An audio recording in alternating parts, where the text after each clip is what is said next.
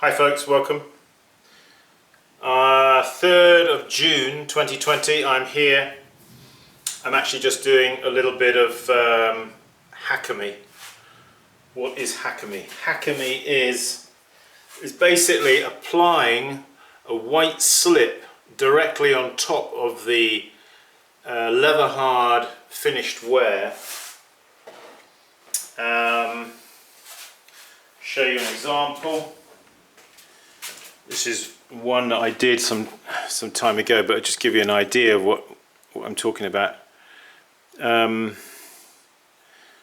you get that kind of effect with the white slip, and then you put a transparent glaze over top of it, and then you can do like an iron oxide decoration, or in this case also I've done some splatter with iron oxide and cobalt and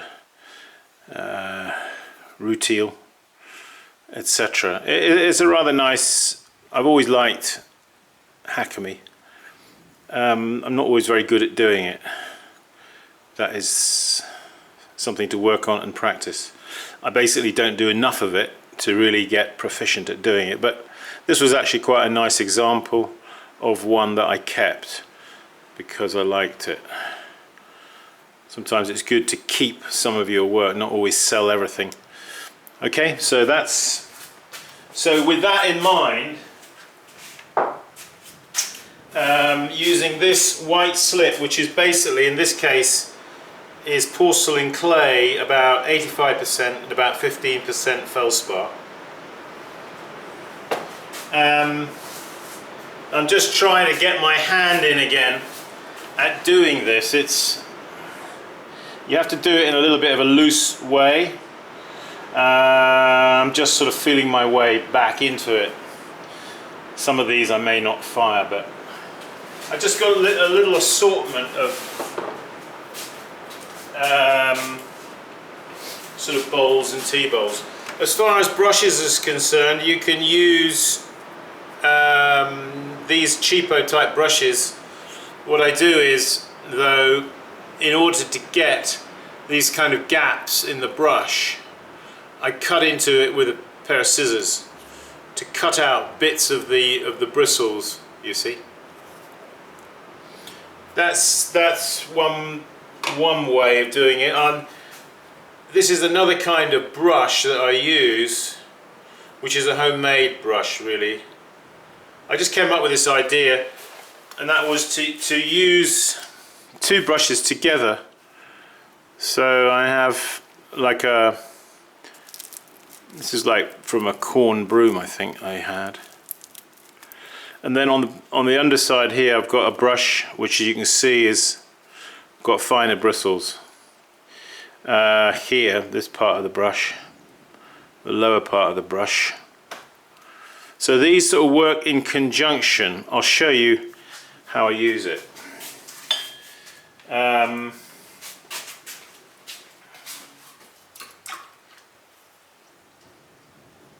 It's a bit like red iron oxide slip. White slip also can tend to get plastered around the place.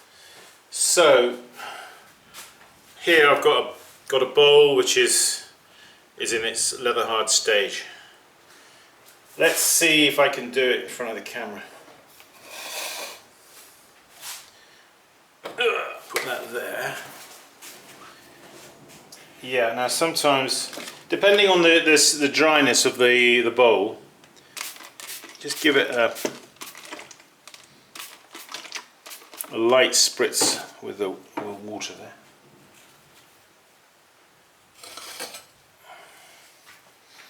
Are we in the picture there? Kind of, yeah. So, yeah. So this, I'm probably going to do a sort of like a slanty kind of.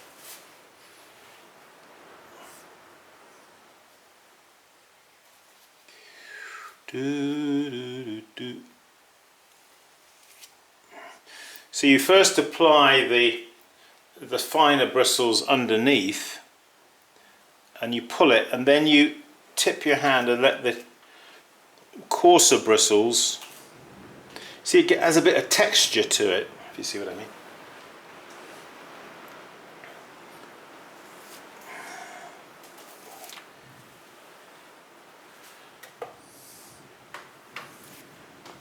So I want to get some of this sort of like, so it's not like a solid white colour, but it's broken up a bit, you see.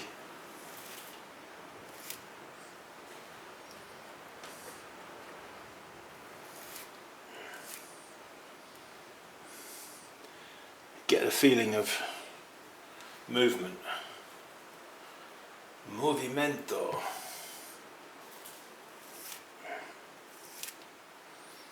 Yeah.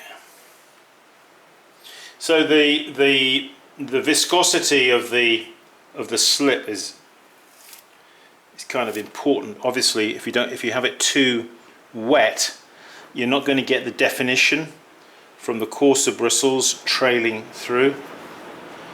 Raining at the moment here. Whoa. Heavy rain.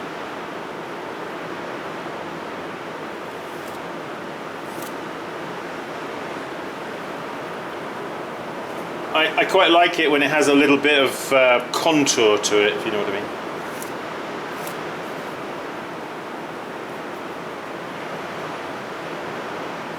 Wow, rain is...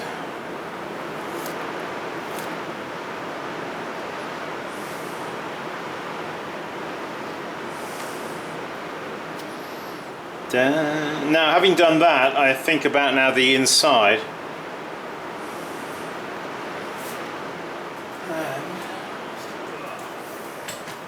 I think I'm going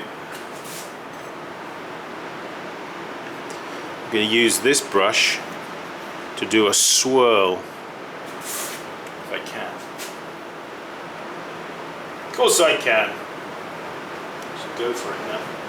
So, when you're going to do a swirl, you can't wind up your wrist. So what you want to do is wind up the pot, you see.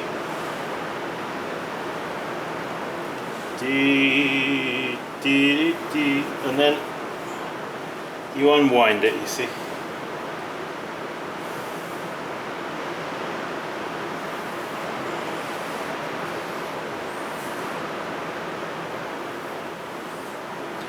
Okay, so see, that lends itself, I think anyway, it gives a bit of a backdrop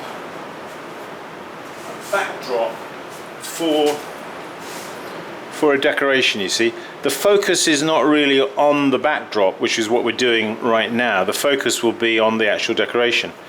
But the decoration, we are creating the sky at the moment, you see. There's many ways of doing it. I don't pretend to be an expert at doing this, I have to be honest. Okay. Oop. Yeah, be careful where you touch it, because it can be wet. Just going to put that down there. Let's have a quick check of the weather. Well, you can see it's raining hard. Yeah. Alright, let's do another.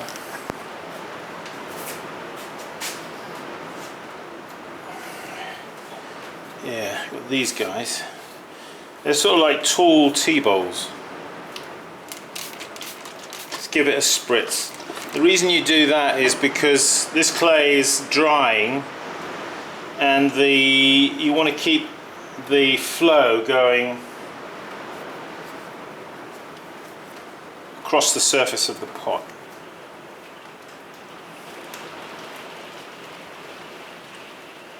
Let's see if we're any good.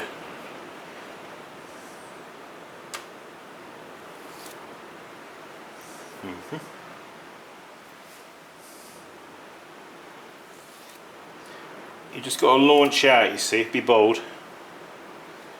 Be careful down here, you see it's thick, and it could run away with you down the pot. Off the bottom of the pot, I should say.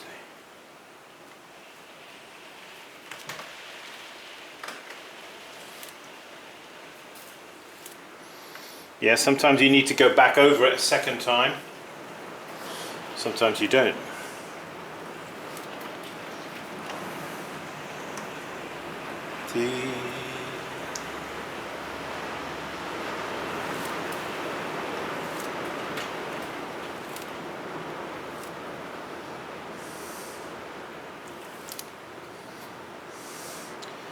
Yeah, you very much have to feel your way a bit with it.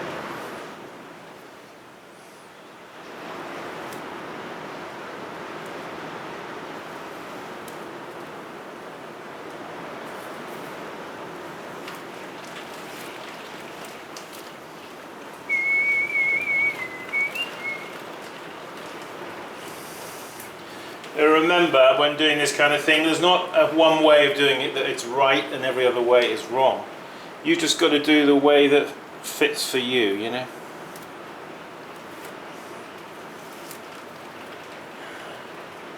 It's my theory.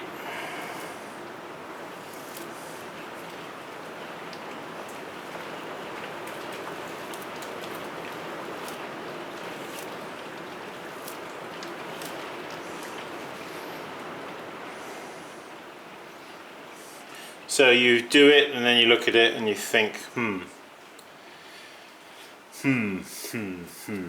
So where the brush, the coarser bristles have dragged through it, you get a thinner, it kind of thins it out at that point, you see.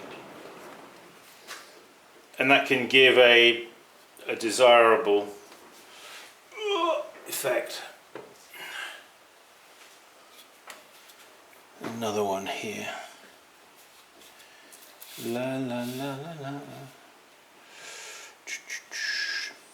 Another thing you can do, I don't know if I've got though, I'll have to check. Rain.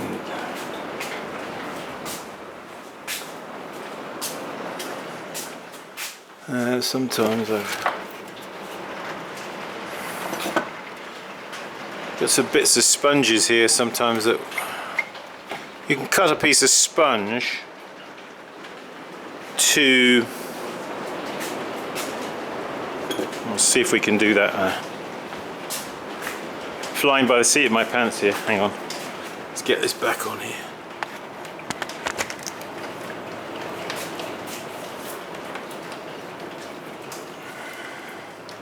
So I've got a piece of sponge here. Ah, that one's got, yeah. So it's already been kind of,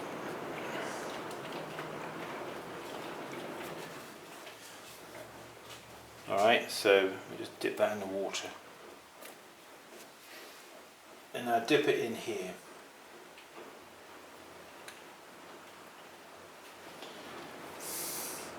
Okay, now we're just going to go random blobs. Random blobs.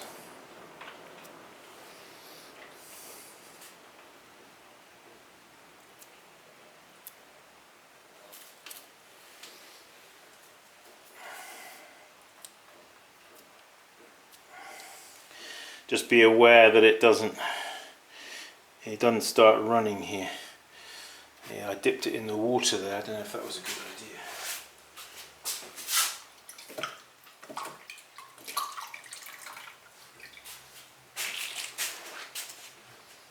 Okay. Dee dee dee dee. Da da da da. Yeah, keep it nice and random. So when these are dried off, what I shall do is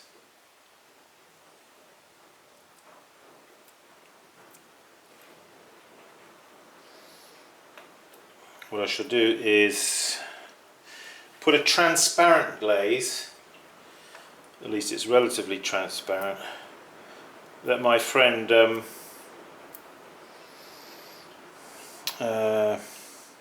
Greg gave me, Greg Caltibiano. You know who you are if you're listening. Probably not listening, but he gave me a recipe that I rather liked. It applied thinly it's basically got a lot of wood ash in it. Okay, so you see how I done that. Just random blobbing. Blob it. Alright. Later, when this has got a glaze on it, or before it has a glaze on it, because remember, when you put a glaze on it, the chances are the glaze is going to be a white colour anyway. It'll cover all these blobs. I won't see where the blobs are. So another way of doing it is actually take the red iron oxide and decorate on top of these blobs, however you're going to do it, with some synthetic red iron oxide. Once you've done that, you then you raw glaze it inside and then dip into that glaze, and then it's done. That'll be ready to go in the kiln.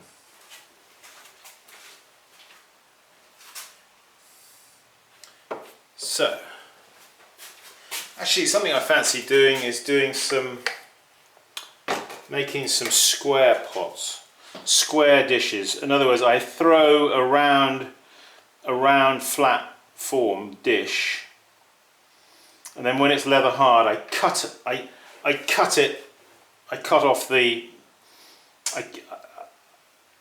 it square, so to speak, so the little pieces on the side would disappear, and then it would end up being square, and put some little pieces of clay as feet. Put maybe three feet underneath, like a tripod type arrangement. So it would sort of look something like that, and like that, and then like that. So the feet we see, but it would be square. That's just something I want to have a go at. And then what I fancy doing with them is firing them in the kiln. If I can, I've got a plate handy. Basically, you fire them, instead of firing them, I'll just take one of these as an example. Because the norm, isn't it, to fire in the kiln is like this, in this position. But in fact, you can fire them on their side, like that and like that. You see, you can fire pots on their side like that, just like that.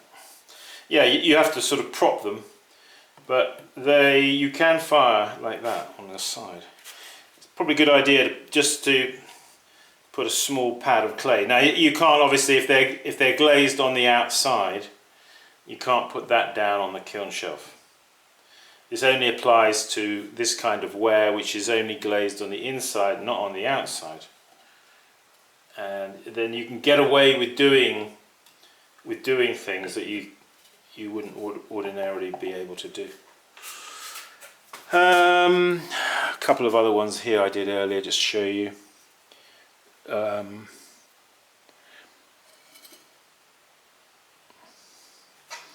Like that, and then I did another one which was similar, a bit more slanting, going off to the right.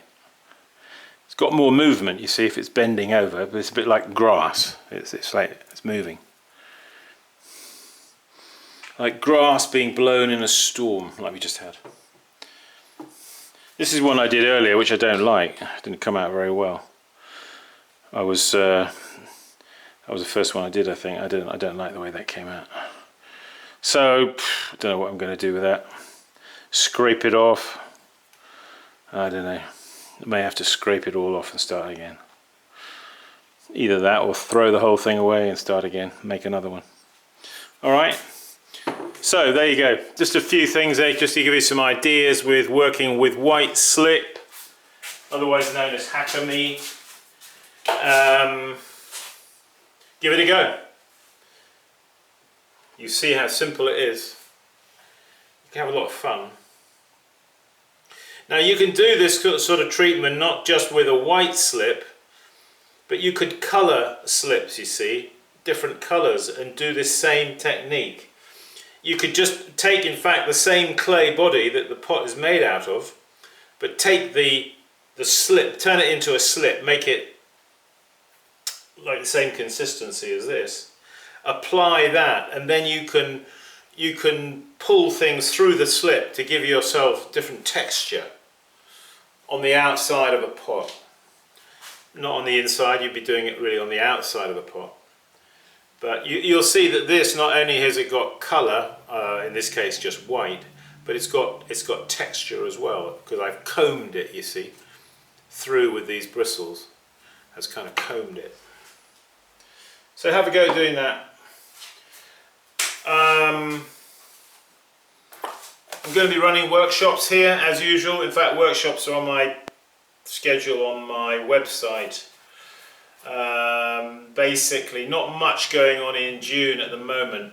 I'm going to be away teaching a workshop in June somewhere, and then I'm going to be back in July, August, September, going to be here, October, doing my normal, ordinary workshops. So if that interests you, don't be afraid. A lot of fear out there at the moment. People are petrified everywhere they go, I see. Don't be fearful.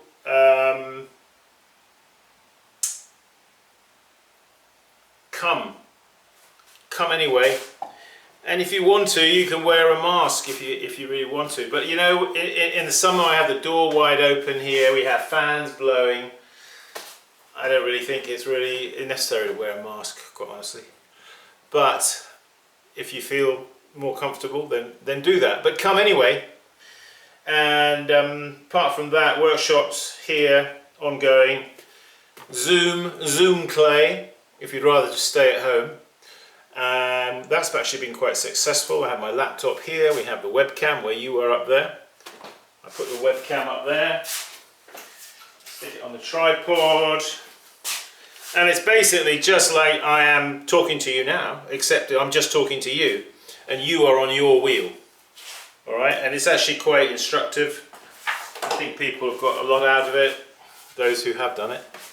To be honest with you, I don't really have much interest in it. I don't know why, but I thought it would have been something that would have been of more interest, but that's fine, I don't mind. I mean, you know, I'm going to carry on anyway, making pots, making tools. If you need pottery tools, things like sponge sticks, leathers, throwing sticks, needle tools, trim tools, you know, the usual stuff that I use.